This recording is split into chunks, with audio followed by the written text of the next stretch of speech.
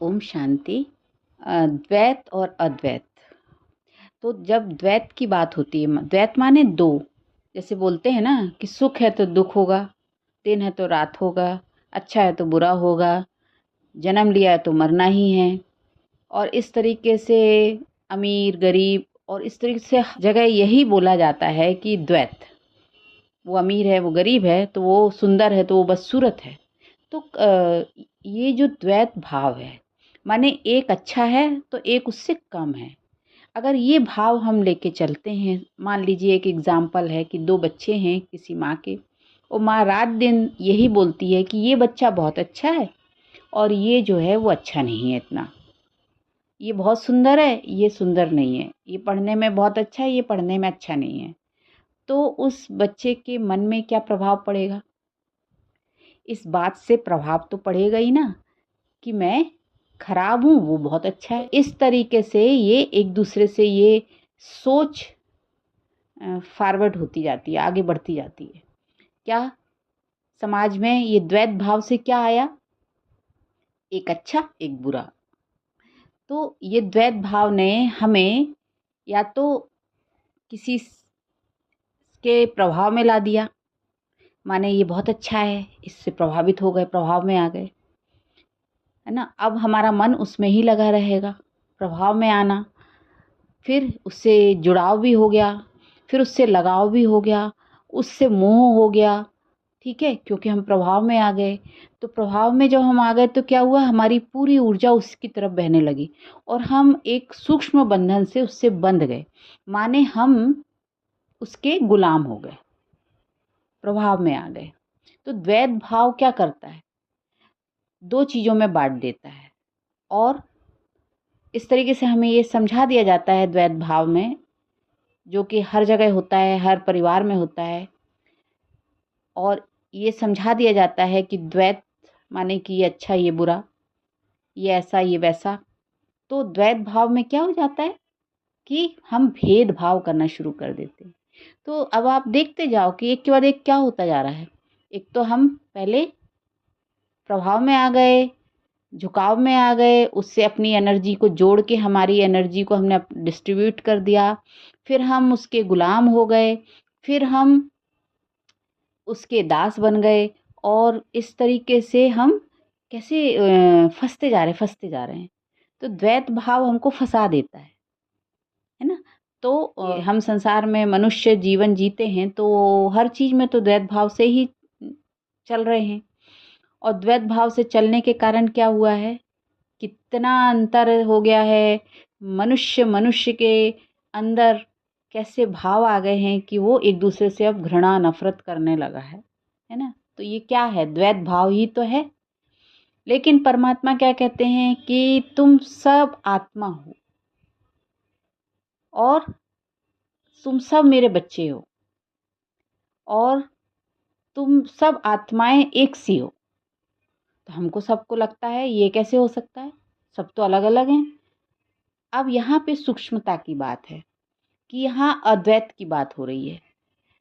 अद्वैत की बात हो रही है माने, जैसे कि मोटा मोटा एग्जाम्पल से हम समझते हैं कि जैसे क्लास में बच्चे स्टूडेंट पढ़ने बैठे हैं तो हम सब क्या बोलते हैं, स्टूडेंट पढ़ने बैठे हैं, बच्चे पढ़ने बैठे हैं। हमने कोई भेद नहीं किया, हमने बच्चे माने सब समान मान लिया।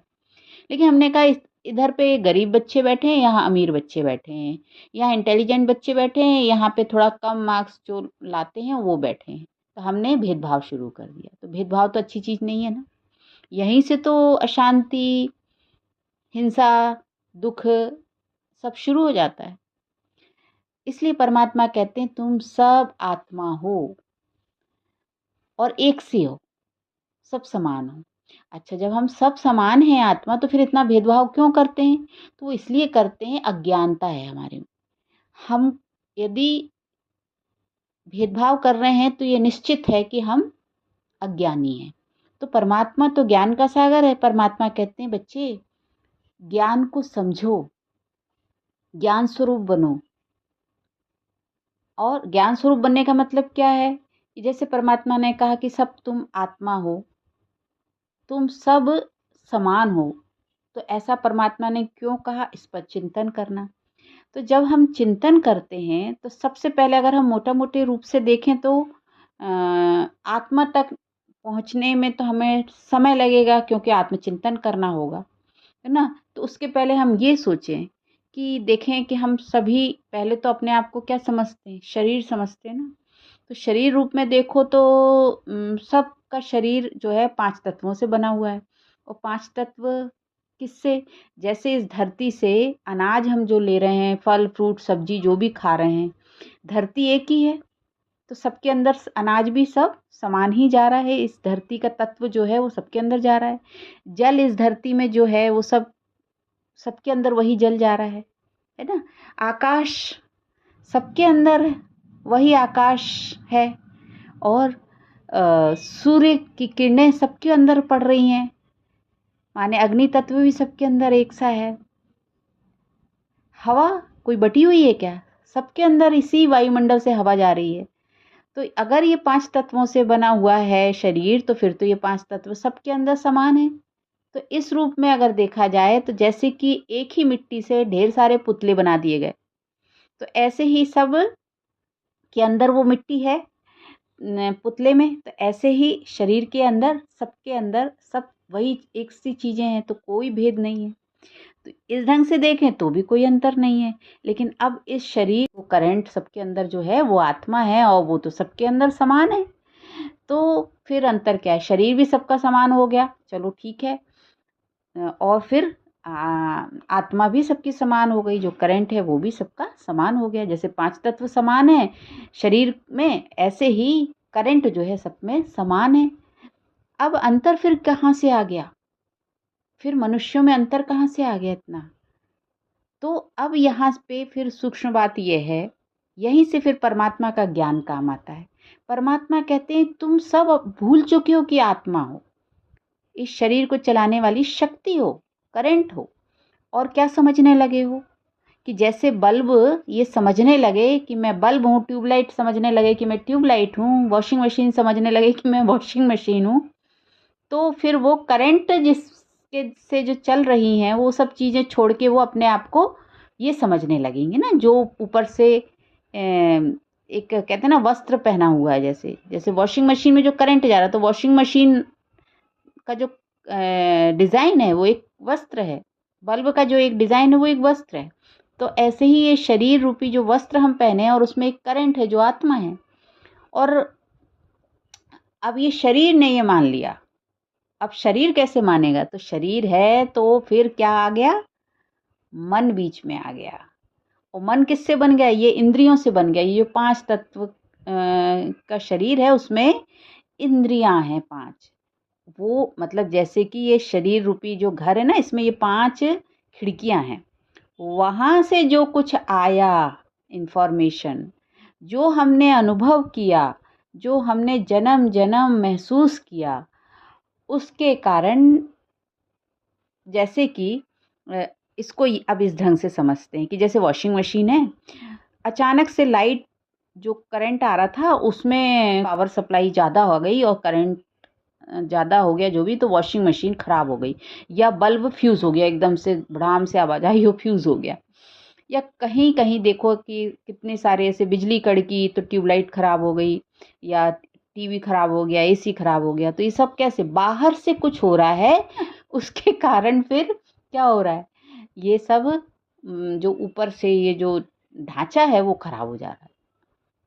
तो समझने की बात क्या है कि बाहर से कुछ कुछ हो रहा है, वो नुकसान पहुंचा रहा है। लेकिन करंट तो सब जगह अपना अपना है ना, करंट है, और वो करंट ही आत्मा है जैसे शरीर में, वैसे समझेंगे यदि तो भेद कहाँ आया?